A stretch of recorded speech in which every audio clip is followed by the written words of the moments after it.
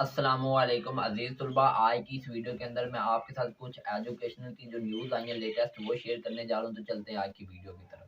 पहले नंबर पे बात करते हैं कि आप लोगों की रोल नंबर स्लिप कब आएगी। देखिए मैट्रिक के पेपर तो अभी स्टार्ट होने जा रहे हैं, तो मैट्रिक की रोल नंबर स्लिप आ चुकी है। आप अपने बोर्ड की वेबसाइट पे जाएँ और वहाँ से अपनी रोल नंबर स्लिप डाउनलोड कर सकते हैं। जो प्राइवेट कैंडिडेट हैं, जो रेगुलर कैंडिडेट हैं वो अपने अदारे से मतलब राब्ता करें, उनको उनके स्कूल से ही उनकी रोल नंबर स्लिप मिलेगी। इसके बाद अगर बात करें 9th क्लास की रोल नंबर स्लिप की, तो उनकी रोल नंबर स्लिप 11 मार्च को बोर्ड अपलोड करेगा, मतलब वेबसाइट पे शो होना शुरू हो जाएगी।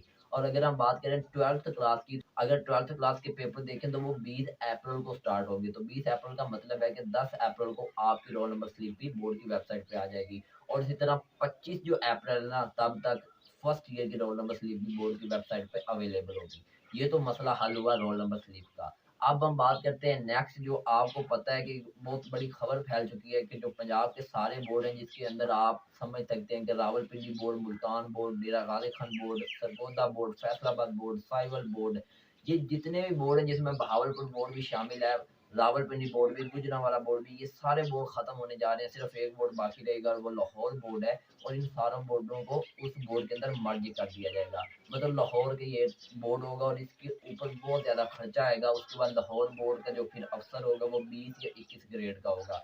लेकिन ये सिर्फ एक तजवीज़ है, इस पे कोई अमल दरामद नहीं हुआ। और जब ये बोर्ड को कहा गया है कि ऐसा आप करें, वो पता होना चाहिए कि बोर्ड के अंदर कई मुलाजमीन काम कर रहे हैं, तो उनको अपने कामों से छुटकारा मिलेगा इस तरह। मतलब वो अपना काम नहीं कर पाएंगे, उनकी नौकरियां जाएंगी। तो इसलिए उन्होंने साफ इनकार कर दिया है। तो इसलिए इस बात को अपने ज़हन से निकाल दें कि इस तरह हो सकता है। ऐसा बहुत कम चांस है कि ऐसा होगा कि सारे बोर्ड खत्म हो जाएँगे और सिर्फ़ एक लाहौर बोर्ड बाकी रहेगा। ऐसा होना बहुत मुश्किल है।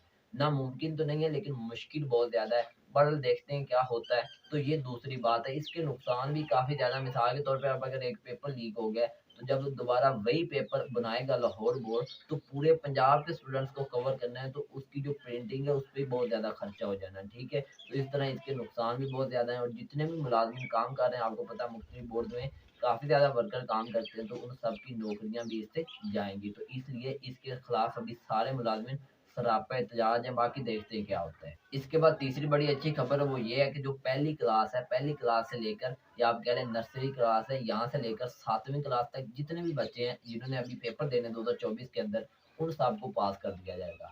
चाहे कोई कमज़ोर बच्चा है, चाहे कोई लायक बच्चा है। अगर कमज़ोर बच्चा है तो उनके पेपर होंगे, अगर वो फेल होते हैं तो दोबारा एक छोटा-सा उनसे टेस्ट लिया जाएगा, जो उन्हें पहले बता दिया जाएगा, तो उस पेपर के मुताबिक उनको भी पास कर दिया जाएगा। मतलब सारे जो बच्चे हैं सबको पास किया जाएगा, अब फेल किसी को भी नहीं किया जाएगा। लेकिन 8वीं क्लास वाले और 9th और आगे 10th, उन्होंने अपनी मेहनत करनी है और मेहनत के बलबूते पे पास होना है। उसके बाद अगर हम बात करें जो ग्रेस मार्क्स है, क्या आपको ग्रेस मार्क्स मिलेंगे?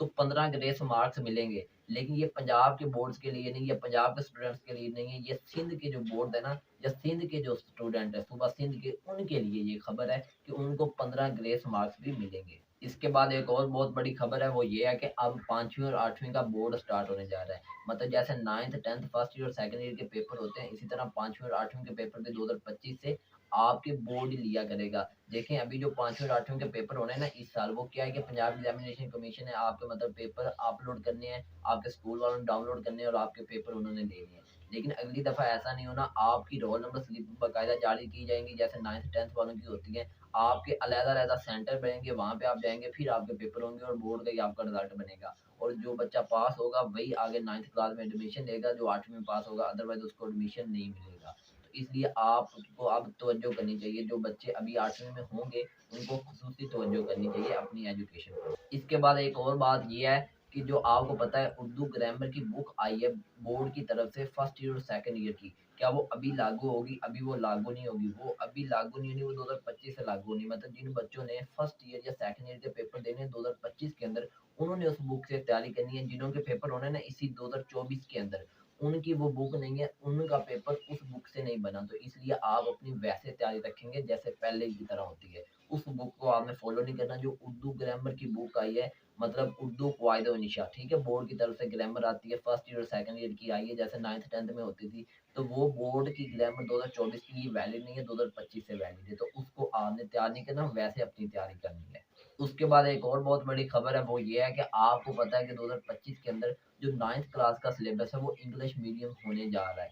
आर्ट्स के सब्जेक्ट भी आपको इंग्लिश मीडियम में पढ़ाए जाएँगे, तो ये भी स्टूडेंट्स के लिए एक बहुत बड़ा चैलेंज है कि जो स्टूडेंट पहले उर्दू मीडियम में मतलब प्रेफ़र करते थे, जैसे मुतालिया पाकिस्तान है या आप सिंपल कह लें ज्योग्राफिया तारीख़ है, तो ये पहले उर्दू मीडियम में होती थी, तो बच्चे आसानी के साथ इसको समझ लेते थे। लेकिन जब अब ये इंग्लिश मीडियम में होगी, तो इसको समझना और ज़्यादा डिफ़िकल्ट हो जाएगा। तो आर्ट्स के सब्जेक्ट के साथ-साथ साइंस सब्जेक्ट भी आपके इंग्लिश मीडियम होने जा रहे हैं 2025 से, तो इसलिए आपको अपनी पढ़ाई पे ज़्यादा तवज्जो की ज़रूरत है।